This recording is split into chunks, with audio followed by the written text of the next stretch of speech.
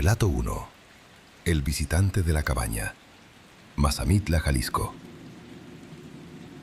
Esta historia le ocurrió a Daniel y a su novia Andrea en octubre de 2021. Decidieron escaparse un fin de semana a Mazamitla, ese pueblo mágico en la sierra de Jalisco que es famoso por sus cabañas de madera en medio del bosque de pinos. Rentaron una cabaña alejada del centro, buscando privacidad.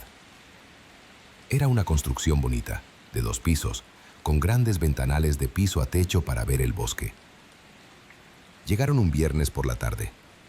El cielo ya estaba negro. Apenas bajaron las maletas, el cielo se rompió. Empezó una tormenta eléctrica brutal, de esas que hacen vibrar el suelo. Se fue la luz. Es común en la sierra. Daniel encendió la chimenea y pusieron algunas velas. El ambiente era romántico, acogedor. El sonido de la lluvia golpeando el techo de lámina y madera era ensordecedor, pero relajante. Cenaron a la luz de las velas y se sentaron en la sala, frente al gran ventanal que daba al bosque. Afuera no se veía nada, solo negrura absoluta y el agua escurriendo por el vidrio. Eran las 11 de la noche cuando Andrea se tensó.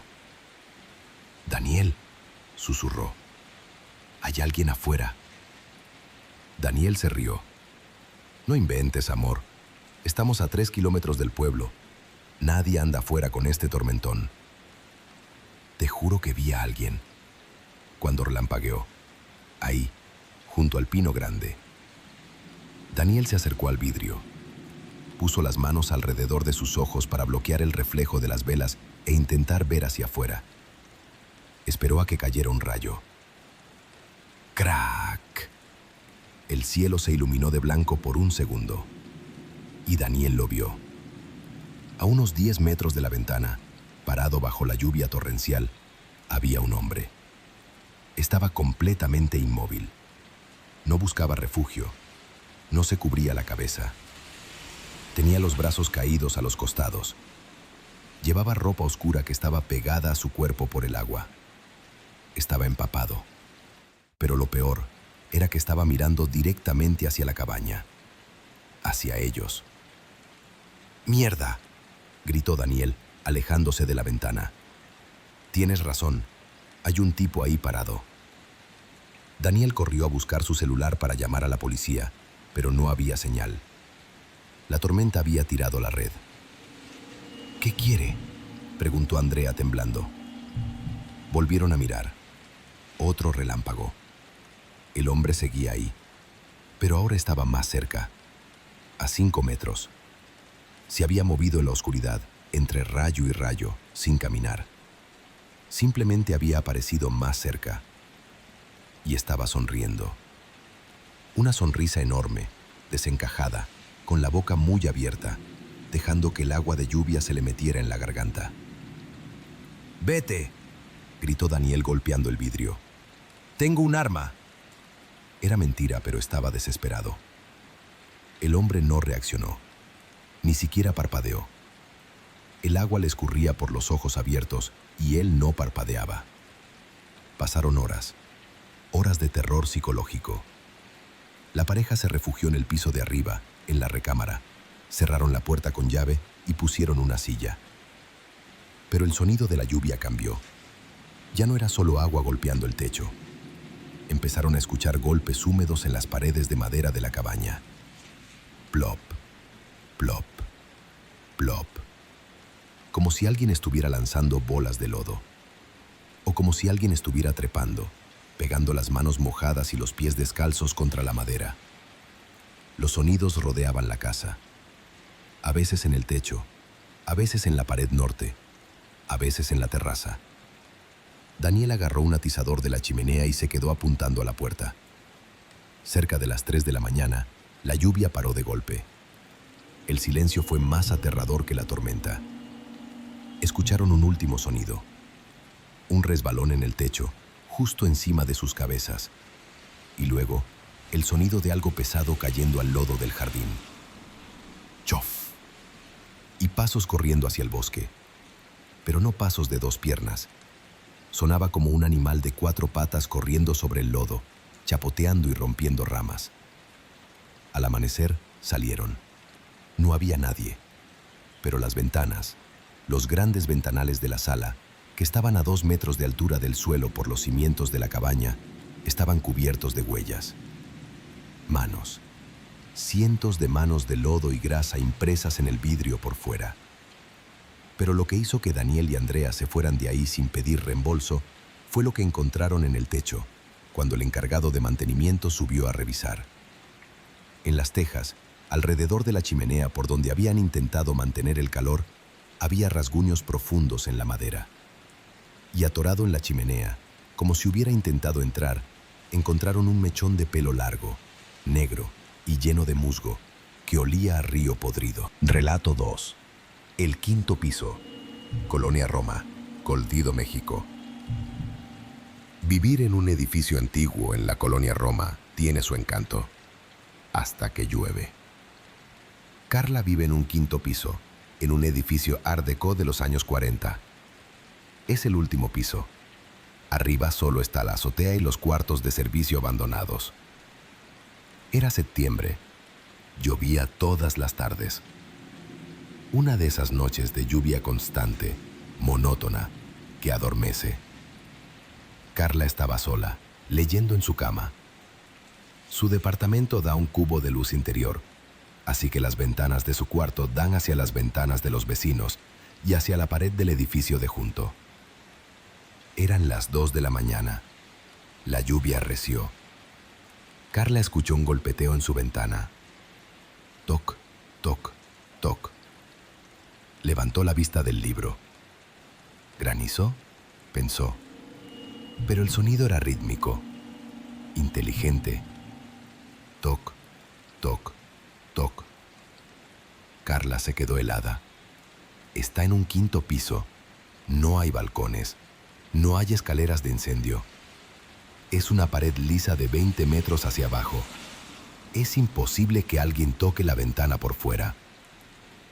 Debe ser una rama, se dijo, aunque sabía que no había árboles tan altos en el cubo de luz. Se levantó con miedo y se acercó a la cortina.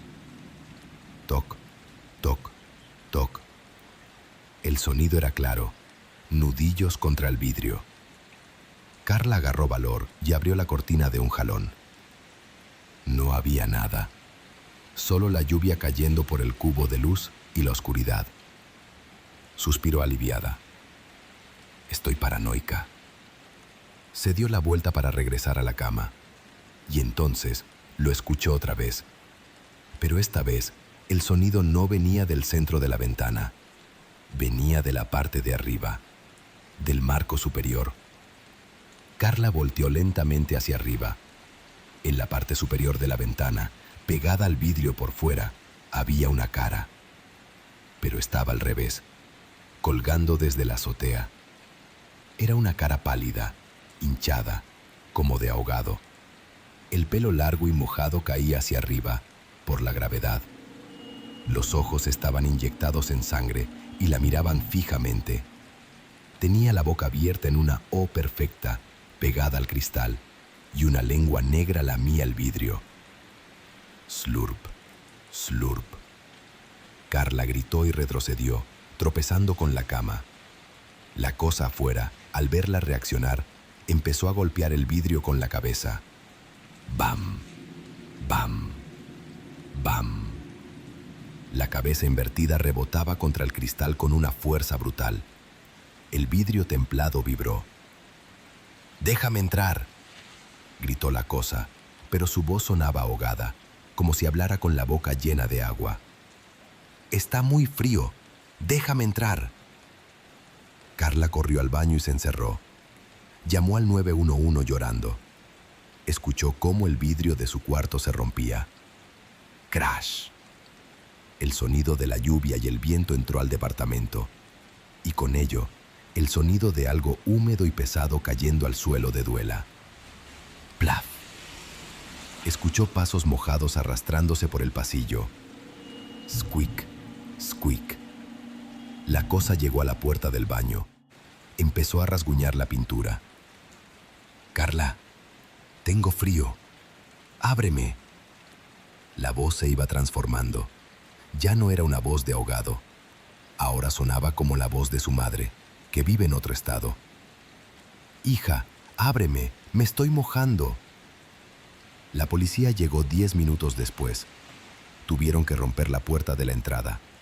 Cuando entraron, no encontraron a nadie. La ventana de la recámara estaba rota, sí.